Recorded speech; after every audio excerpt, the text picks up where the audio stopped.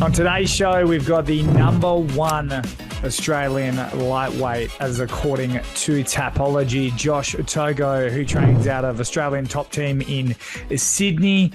He recently had a no contest finished bout with George Sotiropoulos at Hex Fight Series 26. George Sotiropoulos, if you don't know, one of the Australian pioneers, massive 10 years ago in the UFC. I believe he put a 6-win fight streak together. Probably should have fought for the title, and him and Josh went to town, and unfortunately ended with a bit of an eye poke and some controversy. Since then, though, Josh has claimed he cannot find a fight. He's even teased heading to boxing. So I thought I'd bring him on the show and ask him what that's all about, why we can't get him a fight on Eternal or Hex. Let's get to the bottom of that. And I want to dive deep in. He's got a real initiative where he's helping out the youth and sort of trying to be a bit of a youth mentor. So I want to tap into a bit of that. He's got a bit of a men's business. He's got Indigenous heritage. So I'd like to get to the bottom of that and sort of find out a little bit more about Josh. So hopefully you guys enjoy. But first, I've got to start with the MMA pot stirring, as I do. Ladies and gentlemen, Josh Togo. Ladies and gentlemen, welcome to the show, the #1 lightweight in Australia as per Tapology. Josh Togo, mate, welcome. It's good to be back. How you going, mate? Look, better than you, because apparently you can't get a fight. Yeah, I know. It's a bit troubling at the moment, but it is what it is. I just got to, go with the flow, and hopefully someone puts their hand up and wants to fight. Well, talk to me about it. Like, have you had fights floated? Have you floated any? Have you talked to Eternal, talked to Hex? Like, why can't we get you a fight? I don't know. It's just hard. I think everyone else is just getting matched up with other guys in the division. I can't really sort of answer that, but I wish someone would put their hand up and want to fight. I mean, we're looking at a bigger picture, right? We've done the rounds. We've, 4-time Australian champ, got a world title as well. We should be aiming for the bigger picture and on the world platform. That's what we're aiming for. If we do get a fight on the regional scene, we'll put our hands up. No worries. We're happy to fight whoever. So at the moment it's just hard to get matched up. So, I mean, I don't know. You've probably seen some of my recent posts. I'm probably going to look for a bit of a transition. So I've been doing some boxing training, and I'm happy to come and check out the middleweight and the super welterweight division in the boxing scene. So how long are we talking like just 1 or 2 fights to keep you busy, or are you thinking for good? No, I don't know. Let's see how it all pans out. But I want to stay. I'm going to keep fighting. I've been training. I'm still training MMA, but I've also been doing my boxing rounds as well. So getting in there in one of the boxing gyms and getting some rounds in with some of the professional boxers and see where it goes. I've already messaged some of the promoters out there. They're happy to put me on. They're happy to grab me. I mean, why wouldn't they? #1 MMA fighter in Australia. Why wouldn't they want to give him a shot? I mean, it worked well for Isaac Hardman, so hopefully they split us. So, yeah, mate. Look, I'm excited for that, but I've got to ask you the tough question. There was you got the Becca Martinez fight. That's happening. Did the Quillan Sourkill fight not get offered? Did you not ask for it? Look, I don't really sort of speak with the matchmakers. My coaches do all that, so I'm not too sure what would have happened. Maybe they would have asked for the fight. Look, I can't really answer that. I did see the Becca and the Martinez fight get announced. I mean, it would be a good fight to watch if you really enjoy BJJ and wrestling. I mean, that's all they both got to offer. Has there been any chat with Hex? I mean, they don't have a lightweight champion. Has there been any chat about that? Last I heard that they did offer George a rematch and for the title, and he denied it. That's what I've heard. Why do you think that is? Probably because he didn't want to get beat up again. I guess I don't think he realised the difficulty of my style when we were fighting, because his mindset was, I just got to take him down. That's easy, and I'll finish him. I mean, that's one thing, but trying to take me down is another thing. And I think when he got exposed with my takedown defense, really sort of pushed him back. Because, I mean, if you watch the fight, you can definitely see that after he tried to take me down the first time and he couldn't get me down, he was like, okay, shit, what do I got to do now? And I could see it in his face. And I can see that he was just, all he was trying to do was get that shot. He couldn't get that shot. So I think that he knew that it was going to be a difficult fight. Or after that, if he wanted to rematch, he knew it was going to be a difficult fight. So I don't think he realised it the first time. So they're floating Damian Brown, beatdown Brown versus George Sotiropoulos. Do you think he maybe just kind of wants those almost like legend fights for the next couple? And probably. I mean, fuck, offer me Damian Brown too. I'll fight him too. I've already put my hand up in the comments on one of the Hex posts. When he commented, I said, look, if George ain't keen to fight you, my hand's up already. So let's go. At the moment, I'll fight anyone on the Australian circuit. Yeah. And I mean, now that you are, going to sort of dip your toe into boxing, is there anyone in boxing that sort of, do you know anyone in boxing that you think you can match up with? Well, I wouldn't mind fighting Dan Hill.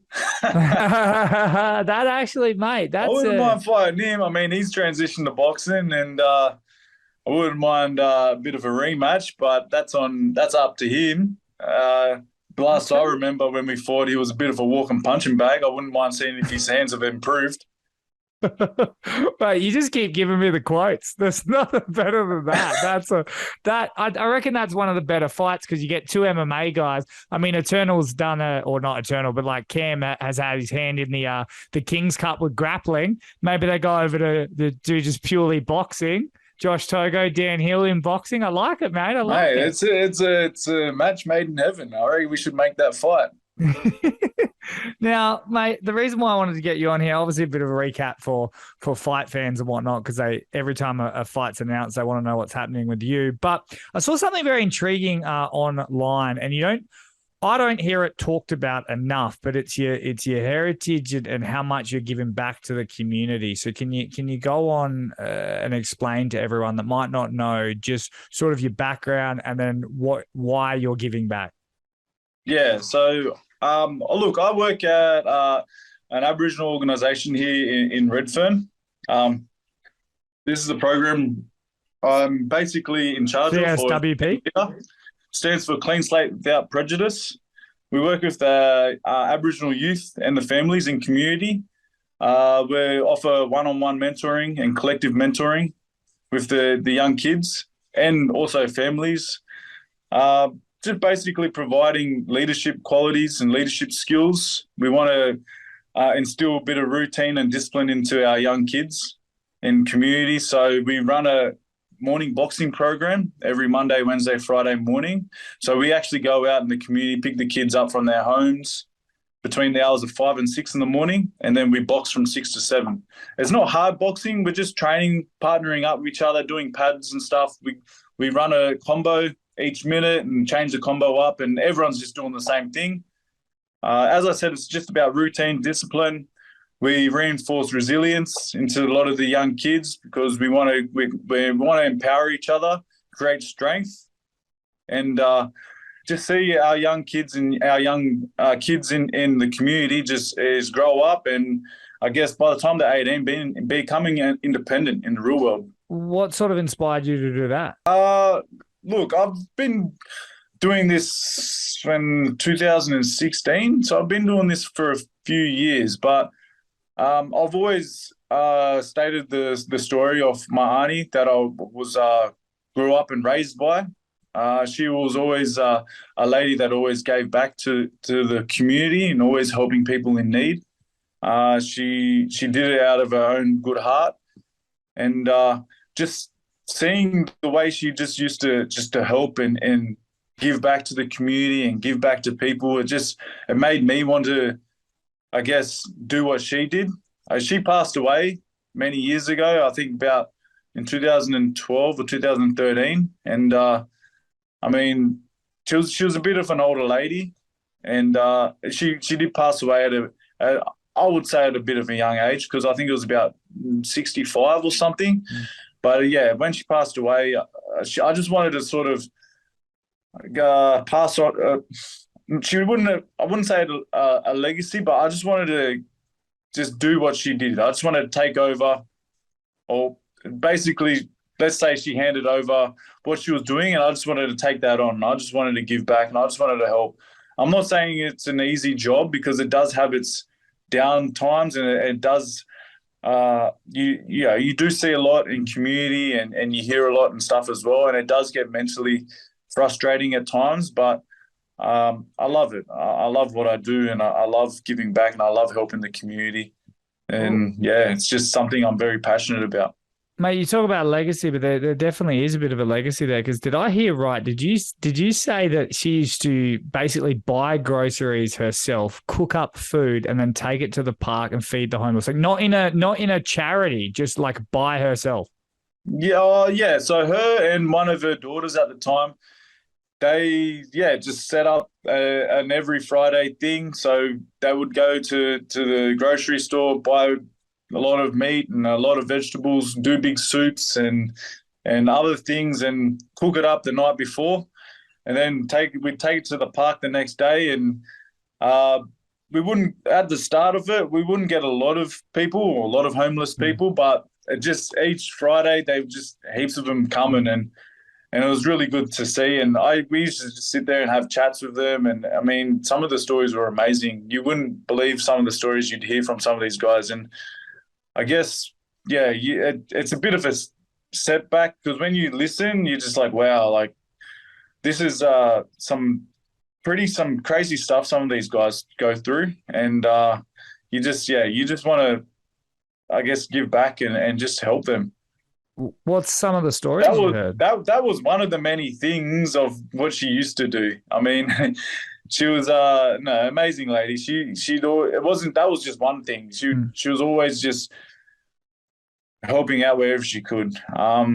If someone needed clothes, she would go out and buy them clothes. If someone needed shoes, she'd go out and buy them shoes. And look, it's not the fancy stuff that you get, but it's just stuff that put clothes on your back and putting shoes on your feet, whatever it is. So yeah, What was her motivation? Why was she so lovely? it's just I would just say it's just her personality, the way she was raised, the way she grew up. She was just always surrounded with positive people in community. Yeah, she was just. I couldn't really say because she took me on when I was about 11 years old. So prior to that, I wouldn't know what her motive was to do those types of things. But because she was just such an awesome, lovely older lady, she was just always helping and giving back where she could. And yeah, I just yeah, you just see that from her, and even a lot of my family up home, all my friends as well, they all know what she's like. And there was a recent podcast I did as well, and the amount of people that've been messaging me Mm. saying, yeah, yeah, I'm not wrong. They all know what she's like. They all knew what she was all about, and yeah, all the reactions I was getting is it was a really good thing. Yeah, it's really good. It's a really good side to see of you as well. And if you don't mind me asking, like, why did she step in and when you were 11? What happened? Oh, look, I do come from a bit of a tough hardship upbringing as a child. I do come from a history of a broken family and surrounded by a lot of violence and seen a lot of things. We did struggle a lot growing up. I spent a lot of my time outside of school than I did in schools, and we were always on the move. We never had a sort of stable childhood, or I never had a stable childhood. So I just got sick of moving around a lot, and I mean, got sick of that type of lifestyle. Yeah, look, I don't want to get in too much depth of it because for me it is a personal thing. But yeah, by the time I was 11, and we were sort of staying up at my auntie's just in the meantime, and I just told my mum at that time, I said, look, I just want to stay here. I don't really want to move anywhere else. And at that point on, yeah, my auntie took me on, and I was living with her since. Yeah, well, I know it's a very, very personal thing, but I think what people love the most about not just this sport and the fact that people get into it because of, you come from all walks of life, but even a man like yourself who's just a fierce lightweight and to see like an even Australian top team, you guys get a bad rap, sometimes. Sometimes warranted, but like the fact that it's like you guys are all great guys, and to hear like your story, like and even your upbringing. I know that you don't like harping on it too much, but it's very impressive, and you're very well spoken, and you've got really great intentions. So that's why I like people knowing that side of you, because they just see the Australian top team strikers that half the time you guys are whipping out gang signs, and I'm like, oh yeah, cool. And as you guys are seeing backstage brawls, but like every single one of you, every single one of you are the best guys when you get one-on-one time with you. Yeah, look, everyone's good at the gym. Everyone's nice. Everyone's friendly. I just think, I just think anyone outside the gym that are from a different gym or just hear about our gym, they just think, oh, Australian top team, a bunch of thugs, or they don't know how to fight, they don't know how to coach. And I've seen all these posts online. I've seen some of the comments people leave. But look, at the end of the day, people can say all they want, but until they sort of see us for themselves and actually listen to our stories and just sit down one-on-one, they'll probably get a different reaction, and they'll probably go, you know what, these guys are actually all right. But in this day and age, we're in a different type of world. Everything's all about social media. Everything's all about clout. People like to just talk shit online and run people down. So I guess that's the history behind ATT. People just see shit online about us and hear about the stuffs at the fight shows and stuff. But look, they don't come out and see how. You think? I'll sit there and talk about my auntie, Ashkan, and Suman. They're just as good. They do so many good things, and people just only know the bad things about them. But look, that's just the world we live in today. You can't sort of please everyone. At the end of the day, we just got to make sure we're looking after ourselves and our friends and family.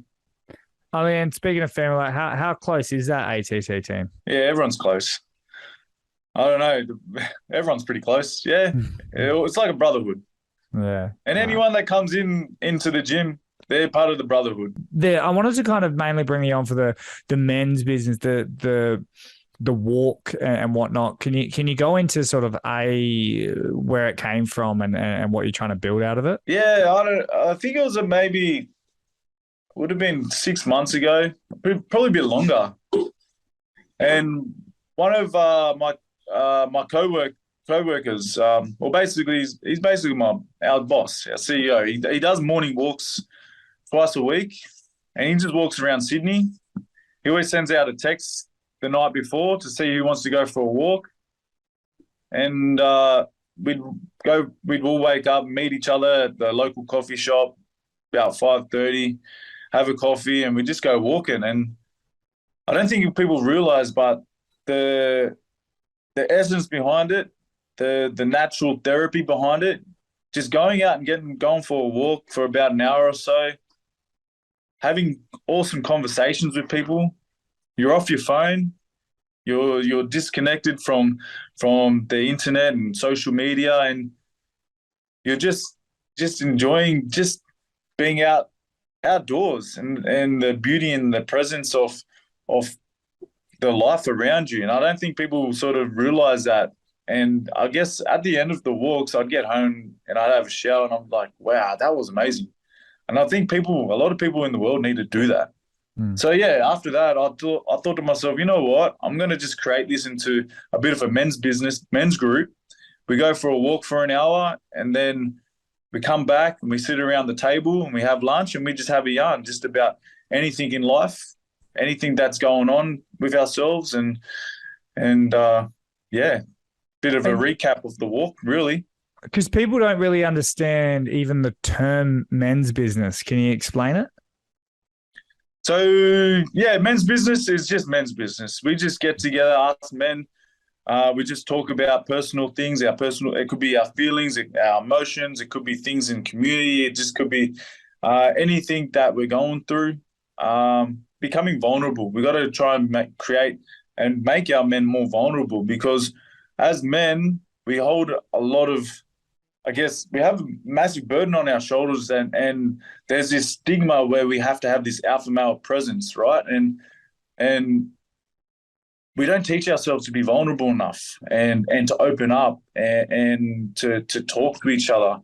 So the beauty behind this men's business, and especially with the men's group that I run, is that after the walk, we get together and we talk around the table, and we're just talking about things that are going on in our lives, and just trying to teach our men to just to open up more and express their feelings, express their emotions, and just to communicate. Because sometimes when we're not together and we're by ourselves or we're with our family, we don't like to talk. We're always happy to listen, but sometimes it's a good thing to talk, and just talking with other men is very important.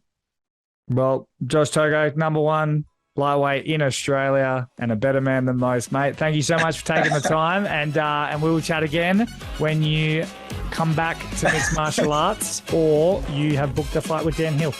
Don't worry, I haven't left. I've got some things up my sleeve, and I've already been talking. I've been having some big talks with some managers out there that are going to get us into some certain big shows. Okay, all right. I like it, mate. Well, best of luck, and I'll see you next time. Thank you.